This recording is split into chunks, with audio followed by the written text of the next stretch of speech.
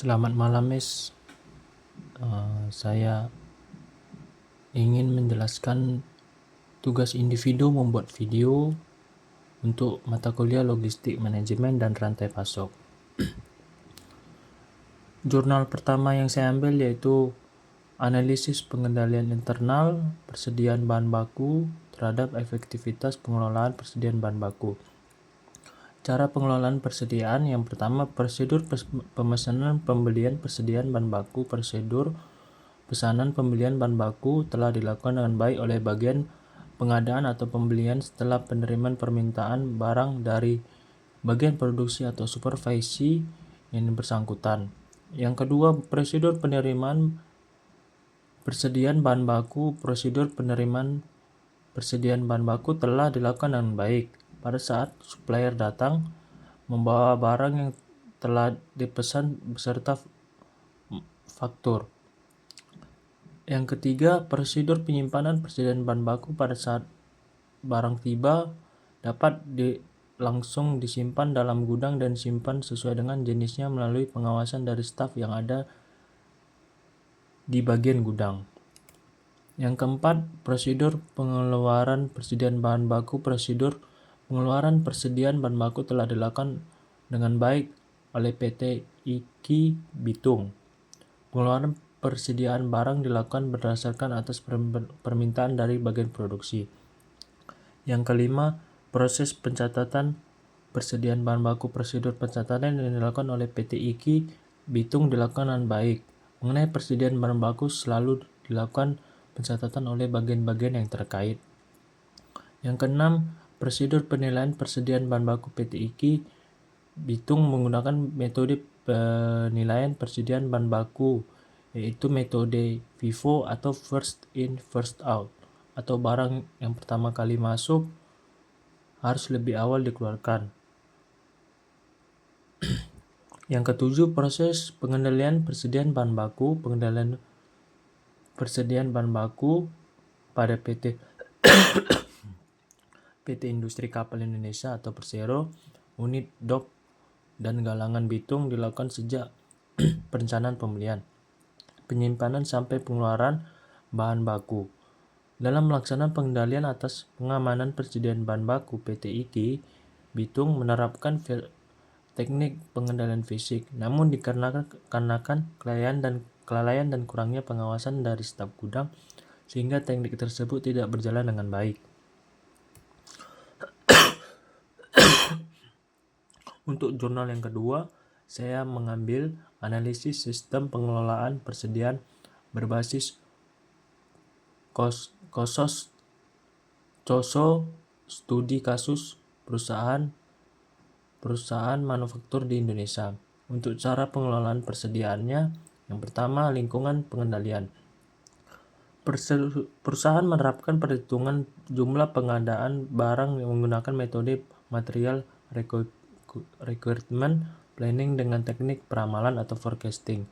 Data forecast dibuat oleh divisi purchasing dengan lead time import selama 90 hari, sedangkan lead time lokal selama 14 hari.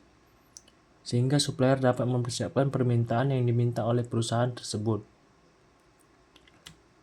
Yang kedua, penilaian risiko. Dalam mengelola persediaan, perusahaan tersebut menerapkan metode first in first out, di mana pemakaian barang tersebut sesuai dengan waktu masuk atau kedatangannya untuk menghindari penumpukan barang.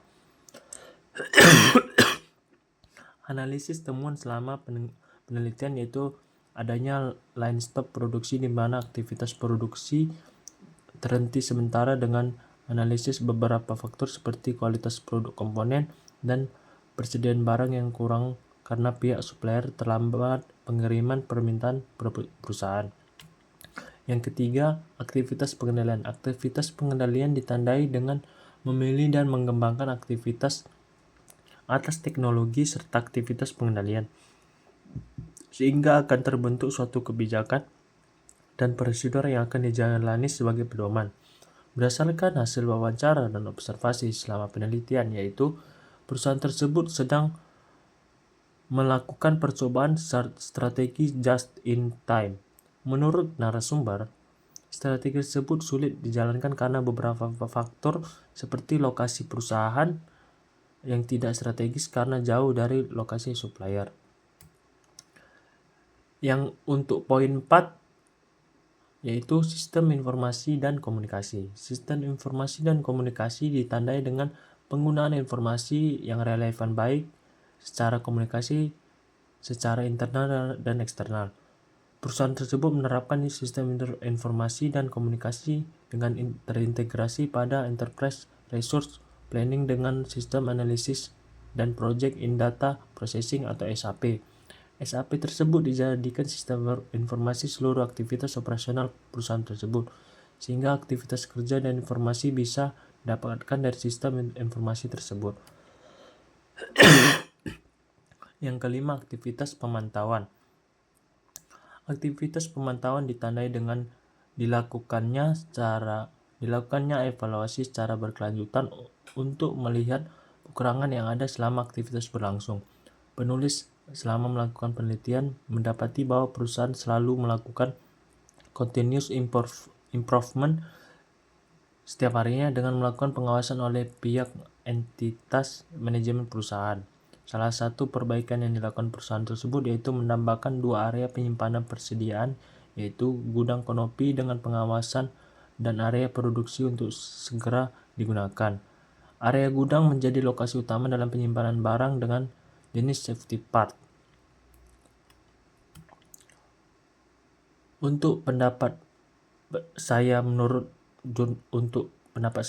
untuk jurnal pertama, yaitu yang pertama kelebihan pengelolaan persediaan. Yang pertama kelebihannya yaitu prosedur pemesanan, penerimaan, penyimpanan, pengeluaran, pencatatan, dan penilaian persediaan bahan baku sudah dijalankan dengan baik sesuai dengan standar operasional. Yang kedua, penggunaan metode FIFO dalam penilaian persediaan yang baik untuk memastikan bahwa bahan baku lebih lama tidak mengalami kadaluarsa atau penurunan kualitas. Yang ketiga, pencatatan persediaan menggunakan metode perpetual membantu dalam pemantauan stok secara real time dan meminimalkan risiko kekurangan atau kelebihan bahan baku. Yang untuk kekurangannya, yang pertama ada kelemahan dalam aspek pengamanan fisik gudang seperti tidak adanya petugas keamanan yang menjaga pintu gudang dan kurangnya pembatasan akses masuk ke dalam gudang. Yang kedua, tidak dilakukan pemeriksaan badan atau body check terhadap pegawai yang keluar masuk gudang yang dapat meningkatkan risiko pencurian atau penyalahgunaan bahan baku. Yang ketiga, kurangnya pengawasan dari staf gudang menyebabkan teknik pengendalian fisik tidak berjalan efektif. Untuk poin yang ketiga, jurnal pertama pendapat saya yaitu meningkatkan pengawasan dan keamanan gudang. Yang pertama yaitu menempatkan petugas keamanan yang bertugas menjaga akses keluar masuk gudang. Yang kedua, menerapkan sistem kontrol akses dengan kartu identitas atau biometrik untuk membatasi siapa saja yang bisa masuk ke dalam gudang. Yang ketiga, melakukan pemeriksaan rutin terhadap barang dan pegawai yang keluar dari gudang. Pendapat saya untuk jurnal kedua yaitu secara keseluruhan perusahaan telah memiliki sistem pengelolaan persediaan yang cukup baik dengan berbagai metode yang mendukung efisiensi operasional. Tantangan utama yang perlu diatasi adalah keterlambatan pengiriman dari supplier dan penerapan GIT yang sulit dilakukan karena faktor lokasi. Perusahaan dapat mempertimbangkan solusi seperti peningkatan koordinasi dengan supplier, diversifikasi sumber pasokan, serta penerapan teknologi yang lebih canggih dalam manajemen persediaan. Sekian dari saya untuk presentasi video ini. Selamat malam.